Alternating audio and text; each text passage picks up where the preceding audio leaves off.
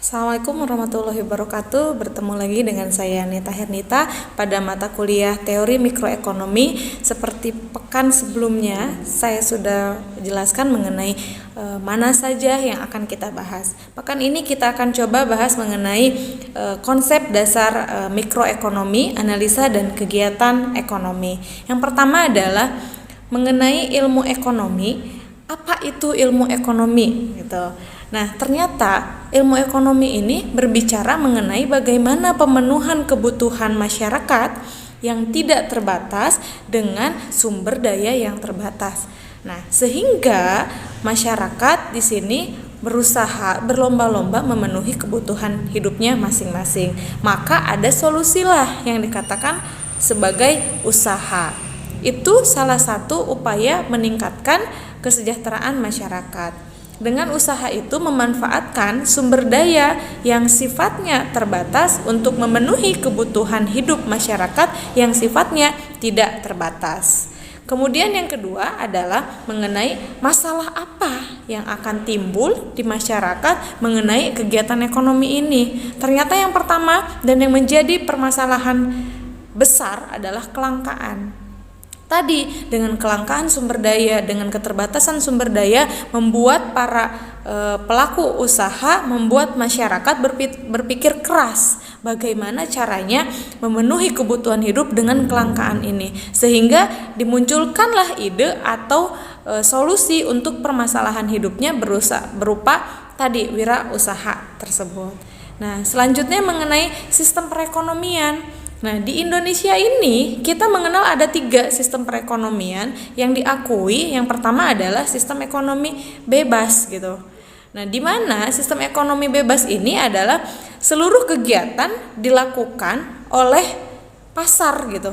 Ada produsen, ada konsumen, kegiatannya interaksi jual beli di dalam pasar tidak dipengaruhi oleh pihak manapun, pasar yang melakukan kegiatan tersebut, maka itu dikatakan sistem perekonomian yang bebas, pasar bebas gitu.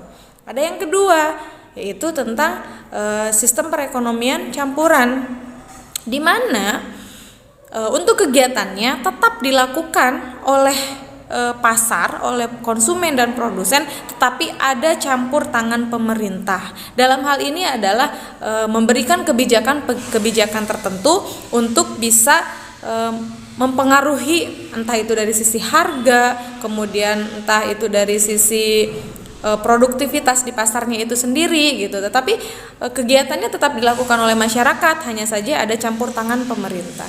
Dan yang ketiga adalah sistem perekonomian terpimpin, di mana sistem perekonomian terpimpin ini adalah sepenuhnya dikendalikan oleh pemerintah.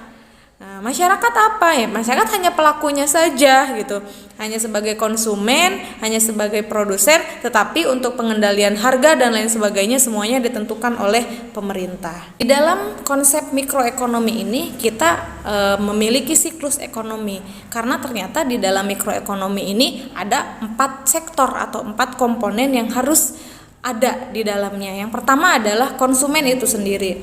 Tentu ketika terjadi pertukaran, penjualan, perdagangan, kemudian interaksi antara penjual dan pembeli, tentunya melibatkan konsumen di dalamnya. Yang kedua adalah produsen. Kalau ada konsumen tidak ada produsen, siapa yang mau jualan gitu kan? Sehingga harus ada produsen. Dan yang ketiga adalah pemerintah, di mana pemerintah di sini juga harus berperan supaya bisa mengendalikan tidak terlalu rentangnya jauh antara harga yang satu dengan yang lain, sehingga melibatkan pemerintah dalam hal penetapan harga untuk beberapa barang yang memang sifatnya komoditas ataupun memang sifatnya kebutuhan pokok, sehingga tidak menyebabkan persaingan secara jomplang gitu antara produsen yang satu dengan yang lainnya, sehingga tetap harus ada peran andil dari pemerintah itu sendiri. Kemudian yang keempat adalah sektor luar negeri. Bagaimanapun juga ketika perdagangan kita hanya berbicara lokal saja, tidak sampai keluar, itu tidak akan berkembang gitu.